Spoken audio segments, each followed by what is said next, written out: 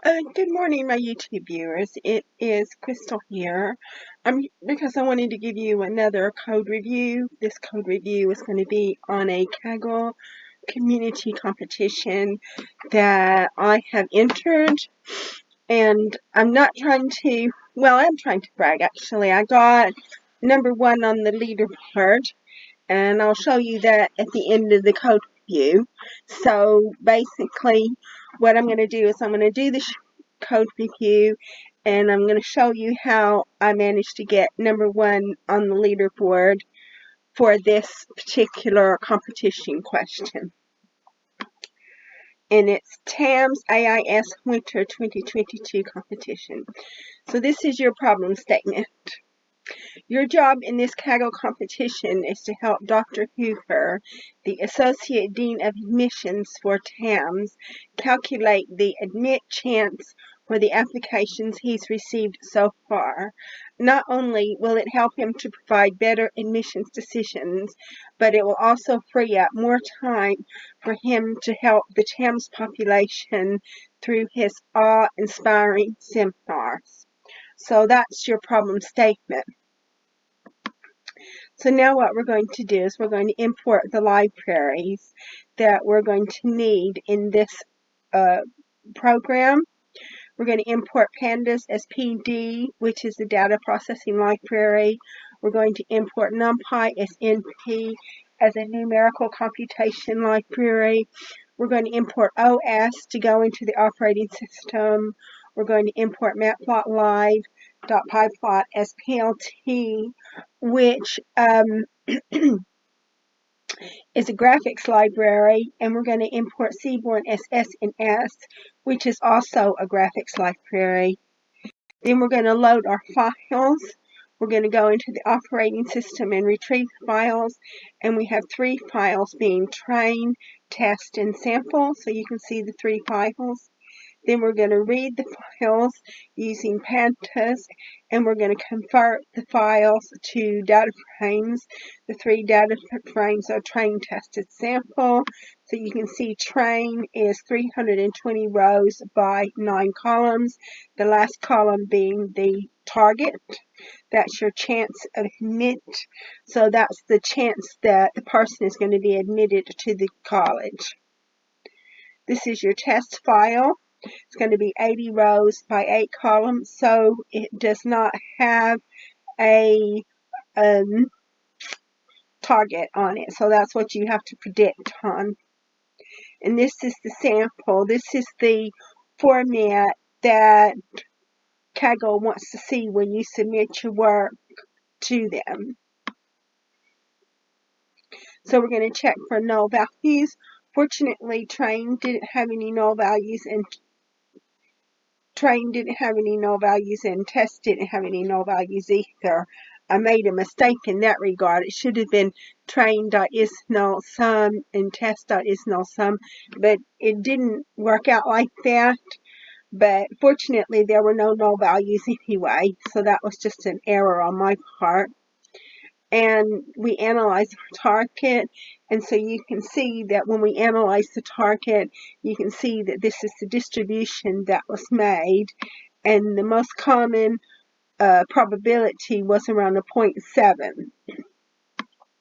We're going to do a value counts to find out how many times each value was counted, and you can see that the bottom 4 here, the count was only 1.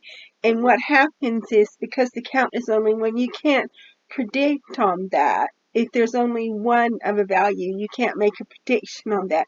So what we're going to have to do is we're going to have to drop all the rows where the count was only 1. So I inserted this code. I found the code in Stack Overflow. So I inserted the code to remove the rows where the count was only 1. So now instead of 320 rows, we only have 316 rows. And the reason why is because we deleted 4 rows where the count was only 1, because it has no meaning.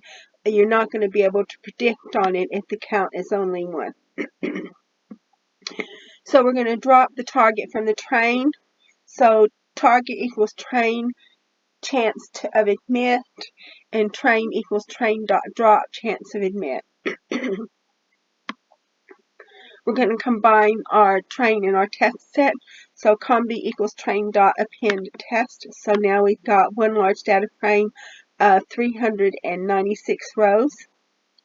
Now we're going to check the unique values, and this tells you, we go through and we print off the unique values for every column. So you can see every column has so many unique values. We're going to drop the serial number, and the reason why we're going to drop the serial number is because it's not necessary, because every row has an index, and so every row is going to be kept track of via the index, so you don't need to have the serial number. We created a heat map. I just thought it would be a great idea to create a heat map so you can see how the different columns correlate to each other. The dark colors are a low correlation and the light colors are a high correlation. And so this is, again, how the columns correlate to each other. Now we're going to normalize data, and what we're going to do is we're going to take all of the cells and we're going to convert them to a value between 0 and 1, and the reason why is because it's easier for the computer to make predictions if all the data is pretty much on the same plane. We're going to define our X and our Y variables. So your Y is your target, your X is comb up to the length of train, and your next X test is comb from the length of train to the end.